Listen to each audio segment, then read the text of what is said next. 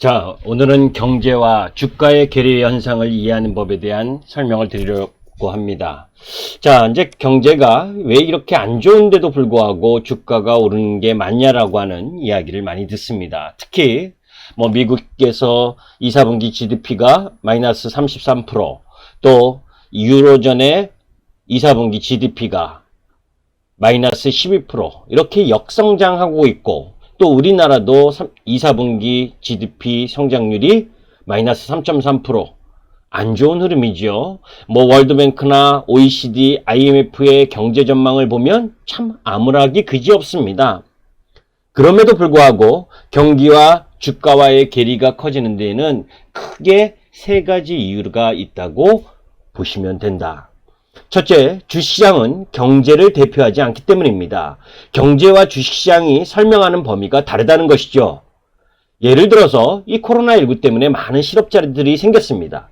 그런데 미국에서 그 지표 흐름을 살펴보게 되면 실질적으로 고임금 노동자 계층에서는 일자리가 5% 정도 감소한 반면에 취약계층 일자리는 무려 40% 이상 감소한 모습을 보였어요.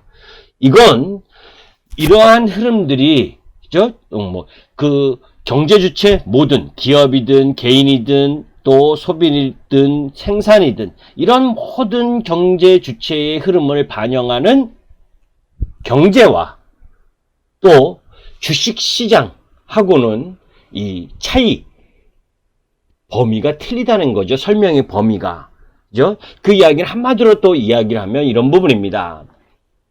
우리가 주식시장은 새로운 산업이나 성장의 흐름을 갖고 있는 기업들이 IPO를 통해서 신규 진입을 하죠.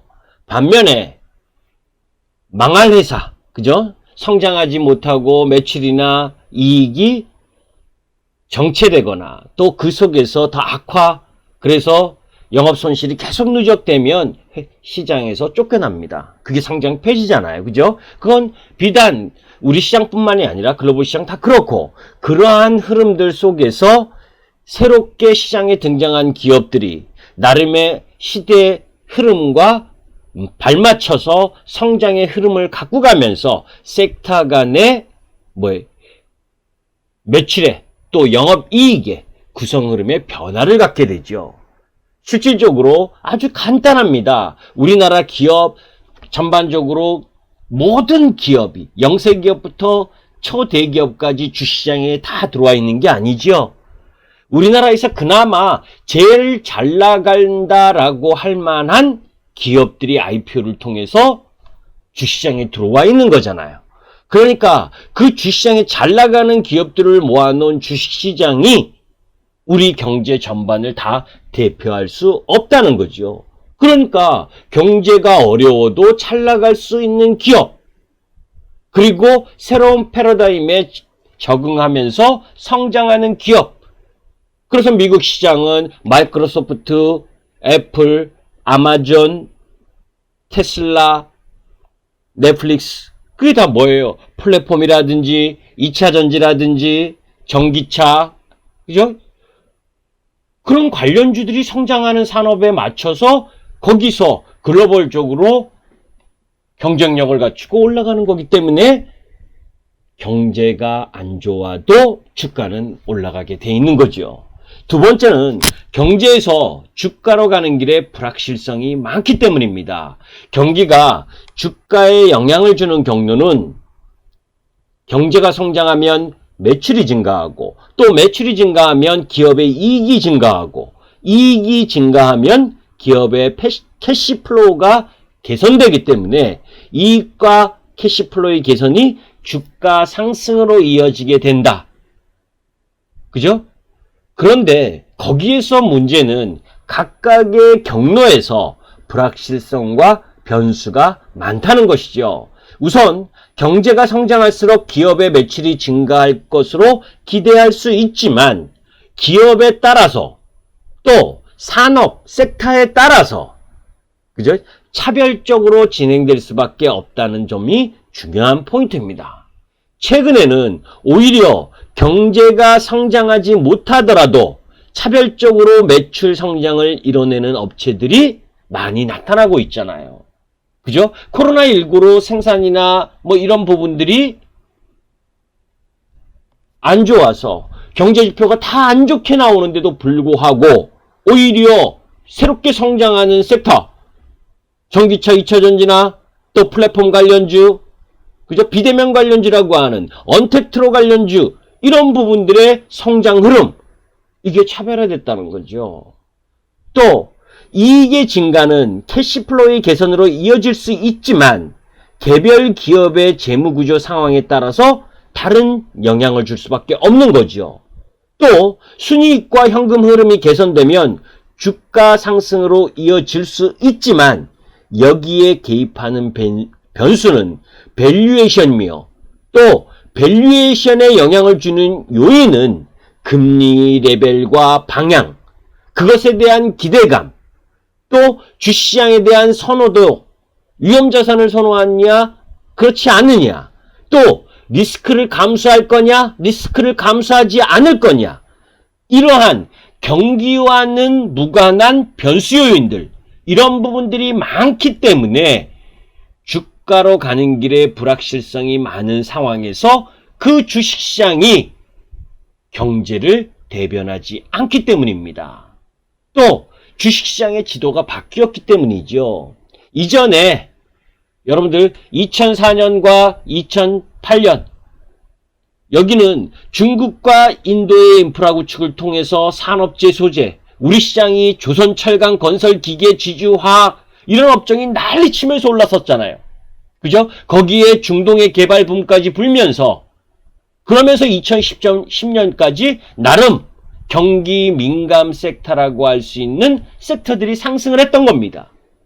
그러면서 2012년 5월 2일 날 현대차, 삼성전자가 고점을 찍고, 그 당시 5월 2일 기아차가 84,800원 고점을 찍고 3만원 이하까지 내려오는 단계가 시대가 바뀐 흐름을 보여줬던 거죠. 그죠? 그렇게 실제로 경기가 주가에 미치는 영향은 통계적으로도 유의성이 거의 존재하지 않다는 것이 정설이다. 그죠? 왜?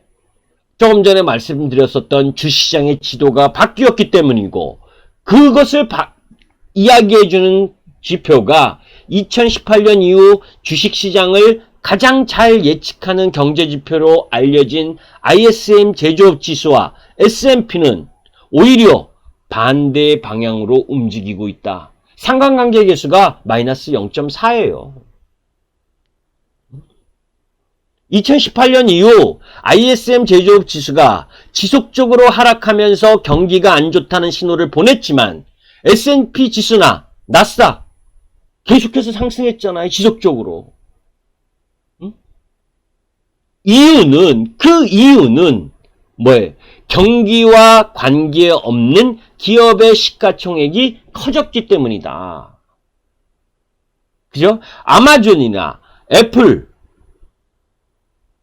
넷플릭스 이런 유형의 종목과 새롭게 성장하는 테슬라, 엔비디아, 마이크로소프트 이런 유형의 종목들이 시가총액 비중이 시장 전체 시장에서 차지하는 비중이 높아지고, 그런 기업들이 계속해서 매출 성장과 영업이익 성장을 이뤄나가고 있고 잉여 현금 흐름을 이뤄나가고 확보하고 있기 때문에 주식시장이 쉽게 안 밀리고 선택과 압축에 의한 시장 흐름이 진행되고 있다는 겁니다. 반면에 엑슨모빌이라든지 또 보잉 항공, 그죠? 정유산업이나 이런 항공산업은 사실 코로나19 이전에도 지속적으로 하락하면서 성장 흐름을 이어가지 못했기 때문에 시장에서 차지하는 비중이 작을 수밖에 없었다는 거죠. 그죠? 뭐 엑슨모빌을 예를 들면 시가총액 비중이, 섹터 비중이 3.5%에서 지금 2.5%까지 줄었고, 또 보잉이 포함되어 있는 섹터 비중은 11%에서 8%까지 감소하고 있는, 앞으로도 계속 감소할 수밖에 없는 산업이라는 거예요.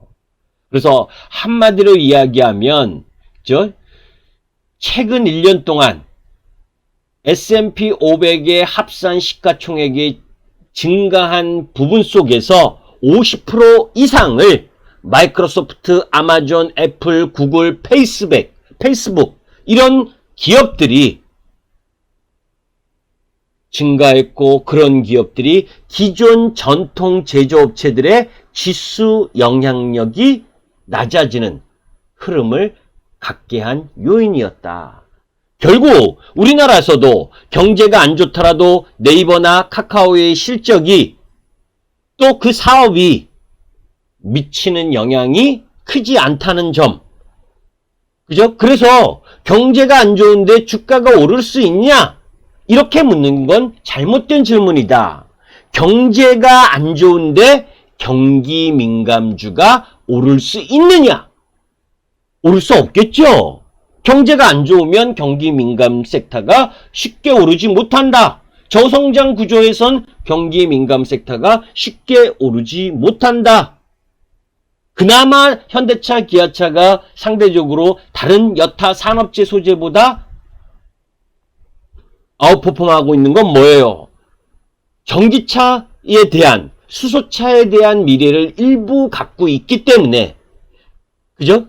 그러니까 다른 경기 민감주보다 상대적으로 나은 모습을 조금 보여주는 거고, 실질적인 성장은, 그죠? 내연기관보다는 전기차, 수소차, 이런 앞으로 성장 동력의 흐름을 갖고 있고, 그 속에서 그 전기차의 2차 전지의 37.6%의 글로벌 시장 마켓을 갖고 있는 우리 LG화학, 삼성 SDI, SK이노베이션, 이런 2차 전지와 2차 전지 관련주들이 성장의 주도 흐름을 가질 수밖에 없는 요인이기도 한 겁니다. 이런 부분들을 염두에 두고 볼 필요가 있고, 그 속에서 주식시장의 섹터 비중, 이 섹터 비중을 보시면 그 시장의 방향성이 나타나는 거다. 그죠? 무슨 얘기냐? 에너지, 소재, 이 비중은 지금 시장에서 계속 하락하고 있죠? 이 파란 라인을 한번 보시면, 그죠? 이 파란 그래프를 보시면 2010년서부터 S&P에서 쭉 비중이 축소되고 있는 반면에 하늘색 부분은 2010년 저점을 통해서 지금 계속해서 비중이 확대되고 있고, 우리나라나 S&P 마찬가지. 그쪽이 뭐예요? IT, 커뮤니케이션 플랫폼, 2차 전지, 전기차, 핀테크, 그리고 헬스케어. 이쪽이 중심이 되면서 시장이 가고 있는 걸 반증하는 겁니다. 이게 주도 흐름이라는 거죠. 그러면 이런 주도 흐름이 그냥 나왔느냐? 그렇지 않다.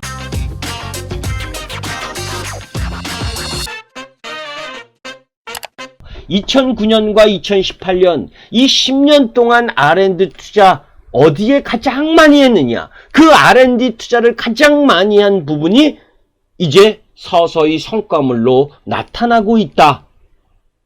그죠? 미국 빨간색인데 그 가장 많이 투자한 쪽이 어디냐? 헬스케어, 그죠? 오토모바일, 그리고 ICT, 이런 쪽 라인이잖아요.